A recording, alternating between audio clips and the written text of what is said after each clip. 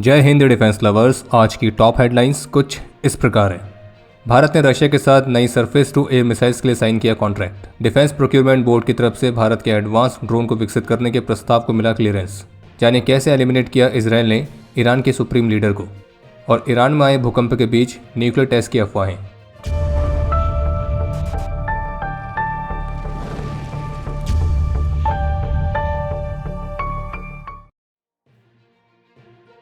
आज 3 मार्च को भारतीय रक्षा मंत्रालय ने 5083 करोड़ रुपीस की कीमत वाले कॉन्ट्रैक्ट साइन किए। इसमें से एक कॉन्ट्रैक्ट साइन किया गया है HAL के साथ, जिसकी वैल्यू है 2901 करोड़ रुपीस, और जिसके तहत HAL इंडियन कोस्ट गार्ड के लिए मैरीटाइम रोल के लिए 6 advanced ALH Mark III helicopter supply करेगी। और वहीं जो दूसरा कॉन्ट्रैक्ट है वो साइन किया गया है रशियन फर्म रोसोबोरोन एक्सपोर्ट के साथ, जिसकी वैल्यू है 2182 करोड़ रुपीस, और इसके तहत रशियन फर्म भारतीय नौसेना के लिए surface to air vertical launch shuttle missiles को सप्लाई करेगी, जो कि भारतीय नौसेना के फ्रंट लाइन वॉरशिप्स की डिफेंस कैपेबिलिटीज को महत्वपूर्ण तरीके से बढ़ाने में अपना योगदान देगी। जानकारी के लिए आपको बता दें कि जो शटल है वो एक मीडियम रेंज की vertical launch surface to air missile system है, और इसे एंटीशिप मिसाइल्स, एयरक्राफ्ट, हेलीकॉप्टर्स तो इस तरह के थ्रेट से वॉरशिप्स को सुरक्षा प्रदान करने के हिसाब से डिजाइन किया गया है, और ये 360 डिग्री की डिफेंस कवरेज प्रोवाइड करने में सक्षम है। बाकी रिपोर्ट्स के मुताबिक ये एक बार में 2 से 12 टारगेट्स को एक साथ इंगेज भी कर सकती है, और हर एक 2 से 3 सेकंड में आप एक मिसाइल इससे लॉन्च कर सकते हैं। और ये मिसाइल सिस्टम ऑलरेडी भारतीय नौसेना की तलवार क्लास और शिवालिक क्लास फ्रिगेट्स में ऑपरेशनल भी है। बाकी एक और अपडेट है कि MSME शिपयार्ड, जिसका नाम है सॉफ्ट शिपयार्ड प्राइवेट लिमिटेड, तो इनको भारतीय नौसेना के लिए 4 500 टन के सेल्फ प्रोपेल्ड फ्यूल बार्जेस का निर्माण करने का कॉन्ट्रैक्ट प्राप्त हुआ है। और जो बार्जेस हैं ये सबमरीन्स और शिप्स के फ्यूल की रिप्लेनिशमेंट में एक प्राइमरी रोल प्ले करेंगी। एक तरफ जहां रियल कॉम्बैट में चाइनीज एयर डिफेंस सिस्टम लगातार फेल हो रहे हैं, वहीं दूसरी तरफ भारत अब रशिया से S-400 एयर डिफेंस सिस्टम्स की 5 और स्क्वाड्रन्स को खरीदने वाली योजना के साथ काफ़ी तेजी से आगे बढ़ रहा है। और इससे संबंधित जो लेटेस्ट रिपोर्ट है वो ANI की तरफ से जारी की गई है, जिसमें बताया गया है कि S-400 के 5 एडिशनल स्क्वाड्रन्स को खरीदने वाला जो प्रस्ताव है तो वो जल्द ही भारतीय रक्षा मंत्रालय की तरफ से उसे क्लियरेंस मिल सकता है, और ये जो सिस्टम्स है इन्हें ईस्टर्न और वेस्टर्न दोनों ही फ्रंट्स पर डिप्लॉय किया जाएगा। बाकी रिपोर्ट में सोर्सेस के हवाले से भी कहा गया है कि जो भारतीय वायुसेना है वो काफ़ी सिग्निफिकेंट नंबर्स में मिसाइल्स को खरीदने पर भी विचार कर रही है, जो कि एयर डिफेंस कैपेबिलिटीज़ को बढ़ावा देगा। बाकी इस पर रशिया के साथ ऑलरेडी डिस्कशंस चल रहे हैं, और इसके लिए जो टेंडर है वो जल्द ही जारी भी किया जाएगा। बाकी ऑपरेशन सिंदूर में जिस तरह से भारत ने S-400 एयर डिफेंस सिस्टम का इस्तेमाल करके सबसे लॉन्गेस्ट रेंज पर सरफेस टू एयर किल का रिकॉर्ड बनाया है, तो वो अपने आप में ही सिस्टम के परफॉर्मेंस को साबित करता है। बाकी एक अपडेट है टाइम्स नाउ की तरफ से, जिसमें बताया गया है कि डिफेंस प्रोक्योरमेंट बोर्ड यानी कि DPB ने भारतीय वायुसेना के लिए 60 मीडियम ट्रांसपोर्ट एयरक्राफ्ट को खरीदने वाले प्रस्ताव को क्लियर कर दिया है, और इस प्रस्ताव के तहत 12 एयरक्राफ्ट फ्लाईवे कंडीशंस के तहत लिए जाएंगे और बाकी के 48 भारत में बनाए जाएंगे। और इस रिपोर्ट के मुताबिक इस प्रोजेक्ट की टोटल वैल्यू होगी लगभग 1 लाख करोड़ रुपीस, और इसमें जो प्राइमरी कंटेंडर्स बताए गए हैं वो ब्राज़ील और अमेरिकन एयरक्राफ्ट हैं। अब इसमें से किसके साथ भारत जाएगा तो वो तो इनके बिड्स को एग्जामिन करने के बाद डिसाइड होगा। बाकी रिपोर्ट के मुताबिक डिफेंस प्रोक्योरमेंट बोर्ड की मीटिंग में केवल ये ट्रांसपोर्ट एयरक्राफ्ट ही नहीं बल्कि DRDO द्वारा एक नए अनमैन्ड कॉम्बैट ड्रोन के डिज़ाइन और डेवलपमेंट वाले प्रस्ताव को भी क्लियर किया गया है। बाकी वेस्ट एशिया के क्राइसिस ने ये तो साबित कर ही दिया है कि ड्रोन वॉरफेयर में जिसके पास सबसे किफ़ायती तरीके से ड्रोन्स को मास प्रोड्यूस करने की क्षमता होगी तो उसके पास एक बहुत बड़ा एडवांटेज रहने वाला है। और यही कारण भी है कि US और रशिया जैसी सुपर पावर्स भी ईरान के सस्ते लेकिन बेहद ही इफेक्टिव शाहिद कामिकाज़ी ड्रोन्स की कॉपी बना के उनको रियल कॉन्फ्लिक्ट में इस्तेमाल भी कर रहे हैं। हालांकि उन्होंने नाम अलग अलग रखे हैं, जैसे कि अमेरिका ने ईरानियन ड्रोन के क्लोन का नाम रखा है ल्यूकस, और रशिया वाले का नाम है जेरेन 2। मिडिल ईस्ट की जो तनावपूर्ण स्थिति है वो अभी भी वैसे ही बनी हुई है, जबकि और बढ़ भी रही है, क्योंकि जितने भी इस तनाव के पीछे हैं उनमें से कोई भी रुकने का नाम नहीं ले रहा है, और ऐसे कोई संकेत भी नहीं दिख रहे हैं कि अभी वो जल्दी रुक भी जाएंगे। पर कल से लेकर अभी तक क्या क्या बड़ी बड़ी चीज़ें हुई हैं वो हम आपको बताए थे। तो ईरान की जवाबी कार्रवाई जारी है, जिसमें इसराइल के साथ साथ गल्फ स्टेट्स जहां पर भी US के बेसिस हैं तो वो भी इसकी चपेट में आ ही रहे हैं। और अभी तक इस कॉन्फ्लिक्ट में कम से कम 9 कंट्रीज डायरेक्टली और इनडायरेक्टली शामिल हो चुकी हैं, जिसमें से कुछ स्ट्राइक्स कर रही हैं और कुछ स्ट्राइक्स को रोक रही हैं। और जैसे कि पिछले अपडेट में हमने आपको कहा था कि ईरान के सपोर्ट में हिजबुल्ला भी शामिल हुआ है, और फिर उसने भी इसराइल की तरफ रॉकेट्स लॉन्च किए थे, लेकिन इसराइल ने भी बहुत ही इंटेंस तरीके से जवाबी कार्रवाई करी थी और क्लियरली कहा था कि हिजबुल्ला ने बहुत बड़ी गलती करी है। बाकी इसराइल ने तो national state of emergency declare कर रखी है, जो रिजर्व ट्रूप से उनको मोबिलाइज किया जा रहा है, और अब डिफेंसिव से ऑफेंसिव ऑपरेशंस की तरफ जो शिफ्ट है वो तेजी से देखने को मिल रहा है, और जिसमें सदर्न लेबनान में ईरानियन अलाइंड फोर्सेस को टारगेट करना भी शामिल है। और जबकि कुछ ऐसी फुटेज भी देखने को मिली है जिसमें ईरान ने कुछ नई मिसाइल्स को लॉन्च किया है जिन्हें संभावित रूप से ईरान की हाइपरसोनिक बैलिस्टिक मिसाइल्स बताया जा रहा है। जबकि यूएस और इसराइल की फोर्सेस की तरफ से भी ईरान के डिफेंस साइट्स पर एयर स्ट्राइक्स लगातार जारी हैं, जिसमें उनके एयर डिफेंस इंस्टॉलेशंस और ईरानियन मिलिट्री के कुछ महत्वपूर्ण साइट्स को भी टारगेट किया गया। जबकि ईरान की जवाबी कार्रवाई में गल्फ एनर्जी की फैसिलिटीज़ भी टारगेट हुई हैं, और जिससे कतर की जो LNG ऑपरेशन है वो प्रभावित हो रहे हैं। और तेहरान में इसराइल की डिफेंस फोर्सेस ने ईरानियन रिजीम लीडरशिप के एक महत्वपूर्ण कंपाउंड को टारगेट किया है, जिसे महत्वपूर्ण हेडक्वार्टर के तौर पर देखा जाता है। जबकि ईरान ने दावा किया है कि उसके 20 ड्रोन्स और 3 मिसाइल्स ने यूएस बेसिस को हिट किया है, और ईरान तो ये भी दावा कर रहा है कि उन्होंने बहरीन में यूएस की मिलिट्री बेस को तो मिटा ही दिया है। और आने वाले समय में यूएस के जो ऑपरेशन है वो और भी इंटेंस हो सकते हैं, क्योंकि अमेरिका ने अपने सभी नागरिकों को आग्रह किया है कि जितना जल्दी हो सके उतना जल्दी मिडिल ईस्ट कंट्रीज़ को वे छोड़ दें, जिसमें Bahrain, Egypt, Iran, Iraq, Israel, the West Bank and Gaza, Jordan, Kuwait, Lebanon, Oman, Qatar, Saudi Arabia, Syria, UAE, Yemen, तो इन कंट्रीज़ के नाम मेंशन किए गए हैं। जबकि सऊदी अरेबिया में ईरान के 2 आर्म्ड ड्रोन्स ने यूएस एम्बेसी को भी टारगेट किया है, और यूएस की सेंट्रल कमांड की तरफ से दिए गए अपडेट के मुताबिक कल 2 मार्च शाम को 4 बजे तक यूएस सर्विस के 6 और मेंबर्स की जान गई है। और जब से कॉन्फ्लिक्ट शुरू हुआ है तब से लेकर अभी तक टोटल 13 यूएस सोल्जर्स के कैजुअलिटीज़ की रिपोर्ट्स यूएस ऑफिशियल्स की तरफ से कंफर्म की गई है। और अभी जिस समय हमें वीडियो रिकॉर्ड कर रहे हैं तो अभी भी ईरान की तरफ से इसराइल की तरफ लगातार मिसाइल्स लॉन्च की जा रही हैं, जबकि ईरानियन रिजीम के सेंट्रल हेडक्वार्टर्स को भी इसराइल के डिफेंस फोर्सेस ने डिसमेंटल कर दिया है। और जबकि हिजबुल्लाह को लेकर भी इसराइल के डिफेंस फोर्सेस का कहना है कि कल हिजबुल्लाह ने ईरानियन रिजीम को ज्वाइन किया था हमारे खिलाफ, और उसके बदले आज हिजबुल्लाह को उसके परिणाम भुगतने पड़ रहे हैं। और इजरायली आर्मी ने सदर्न लेबनान में भी अपने ट्रूप्स को डिप्लॉय कर दिया है, जहां पे हिजबुल्लाह आतंकी इंफ्रास्ट्रक्चर के खिलाफ टारगेटेड स्ट्राइक्स की जा रही हैं। और इसराइल के डिफेंस फोर्सेस ईरान और बैरूत इन दोनों ही जगहों पर मिलिट्री टारगेट्स पर एक साथ टारगेटेड स्ट्राइक्स को कंडक्ट कर रहे हैं। और जबकि इससे पहले 24 फरवरी को रॉयटर्स की तरफ से एक रिपोर्ट जारी की गई थी जिसमें क्लेम किया गया था कि जो ईरान है वो चीन के साथ उनकी CM-302 मिसाइल्स की डील को फाइनल करने के बेहद ही करीब है। हालांकि इस बात को मेंशन किया गया था कि इन मिसाइल्स की डिलीवरी डेट पर अभी कोई सहमति नहीं बनी है, लेकिन ये जरूर कहा गया था कि चाइना की जो CM-302 मिसाइल है तो ये चाइना द्वारा ईरान को दी गई अभी तक की सबसे एडवांस मिसाइल होने वाली है, जो कि एक सुपरसोनिक मिसाइल है जिसकी रेंज 290 किलोमीटर तक है, और ये लो और फास्ट फ्लाई करते हुए शिप बॉर्न डिफेंस सिस्टम्स को इवेट करने के हिसाब से डिज़ाइन की गई है।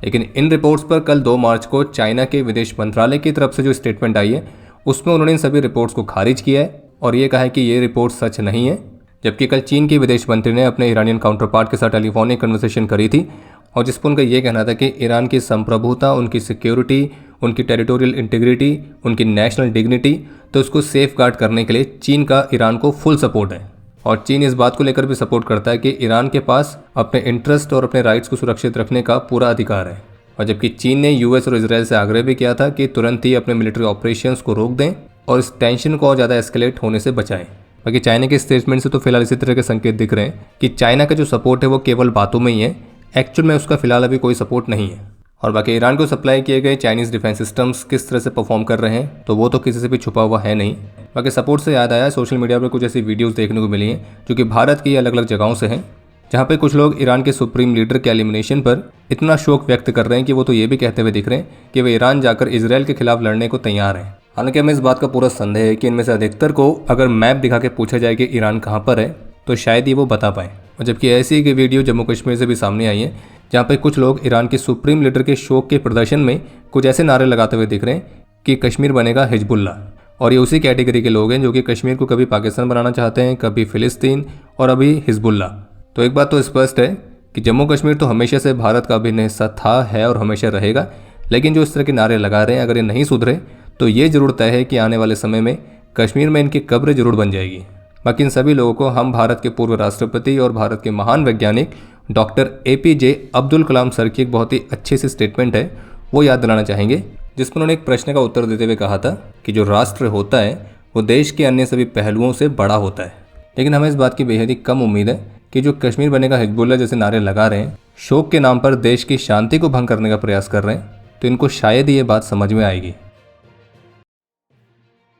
द फाइनेंशियल टाइम्स की तरफ से एक रिपोर्ट जारी की गई है जिसमें कुछ ऑफिशियल के हवाले से क्लेम किया गया है कि ईरान के सुप्रीम लीडर अली खामेनाई को एलिमिनेट करने के लिए इसराइल ने तेहरान के जो एक्सटेंसिव ट्रैफिक कैमरा नेटवर्क है तो उसको हैक किया था, और जिसके माध्यम से ईरान के सुप्रीम लीडर के बॉडीगार्ड्स और अन्य टॉप ईरानियन ऑफिशियल्स को ट्रैक भी किया गया।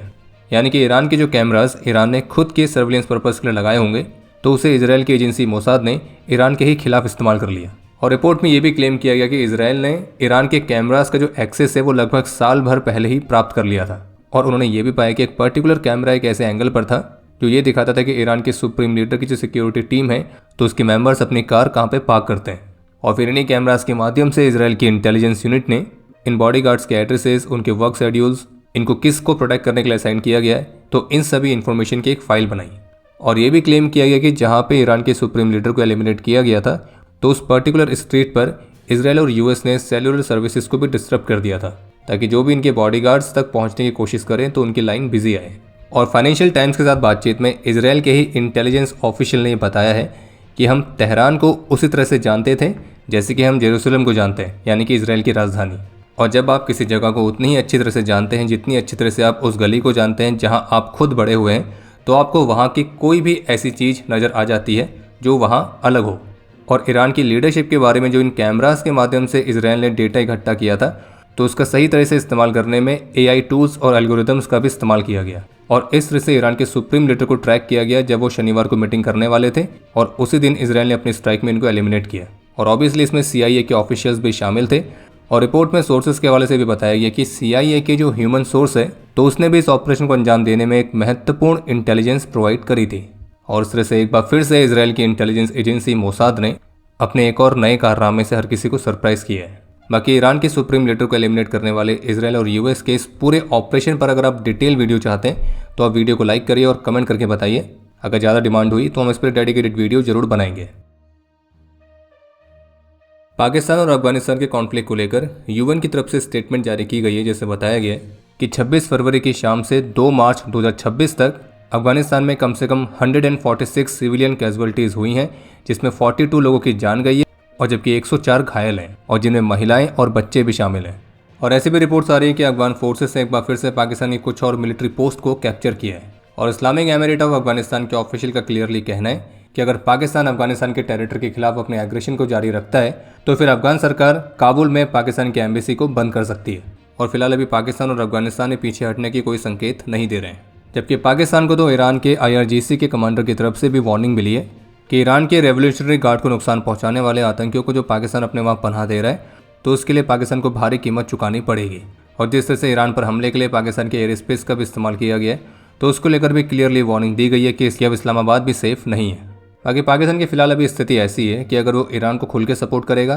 तो फिर अमेरिका पीछे से खड़ा है, वहीं अगर वो अमेरिका को सपोर्ट करेगा अपना एयर स्पेस दे के तो फिर ईरान खड़ा है। बाकी अफगानिस्तान तो अलग से लगा ही पड़ा, वो बात अलग है। बाकी अभी हाल ही में भारतीय रक्षा मंत्री श्री राजनाथ सिंह ने भी एक वार्निंग जारी करी थी पाकिस्तान के लिए, जिसमें उन्होंने फिर से दोहराया कि ऑपरेशन सिंदूर अभी रुका नहीं है, और अगर पाकिस्तान अपने एक्शंस नहीं रोकता है तो मैं आज एक बार फिर से रक्षा मंत्री के तौर पर ही कहना चाहता हूँ कि इस बार हम एक ऐसा जवाब देंगे कि पूरी दुनिया चौंक जाएगी और किसी भी सूरत में माफ़ नहीं किया जाएगा। फिर इसके बाद पाकिस्तान के राष्ट्रपति की एक स्टेटमेंट देखने को मिली, जो कि उन्होंने पार्लियामेंट की जॉइंट सिटिंग को संबोधित करते हुए दी थी,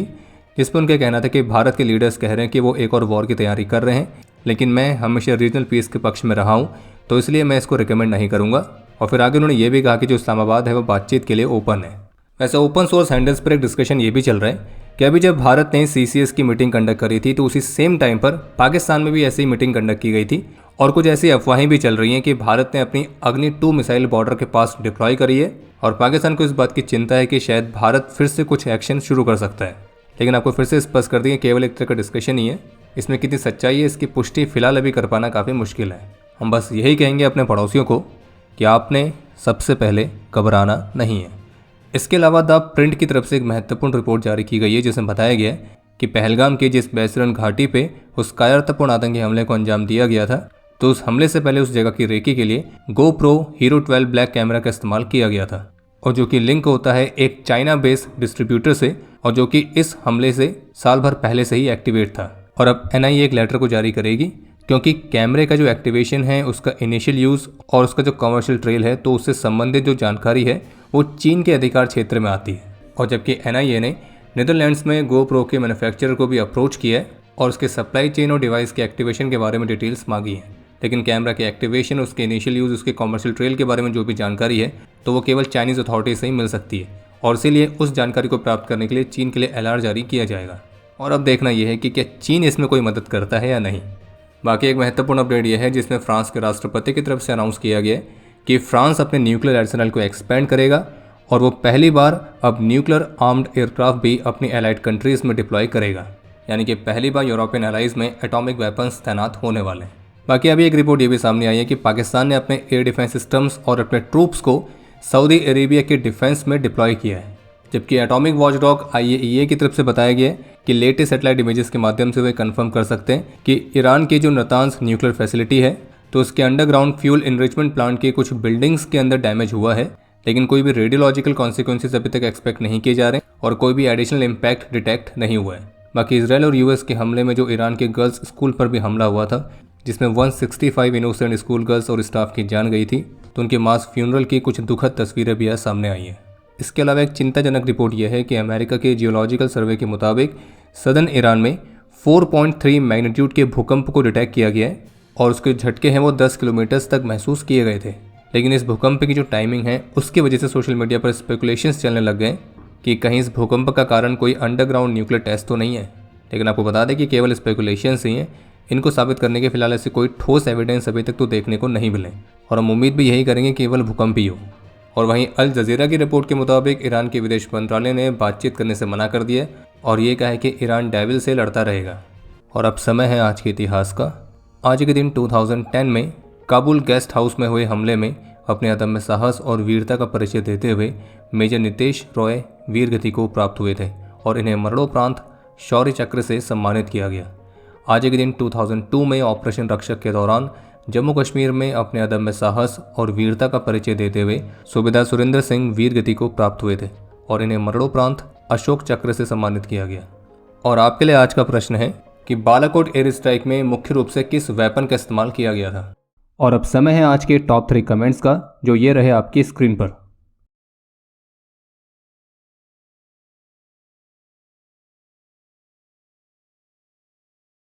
उम्मीद है आपको आज का एपिसोड पसंद आया होगा। पसंद आया तो वीडियो को लाइक करना ना भूलें। आपके कोई भी सुझाव या सवाल हो तो उसके लिए कमेंट सेक्शन ओपन है। और अगर आप डिफेंस रिलेटेड और भी एक्सक्लूसिव कंटेंट में दिलचस्पी रखते हैं तो आज ही प्ले स्टोर से डिफेंस स्क्वाड की सुपर ऐप को डाउनलोड करना ना भूलें। और अगर आप चैनल पर पहली बार आए हैं तो squadron.in पे जाके हमारे नए डिज़ाइंस को भी चेकआउट जरूर करें। बाकी जल्द मिलेंगे नए एपिसोड के साथ। तब तक के लिए जय हिंद, जय भारत।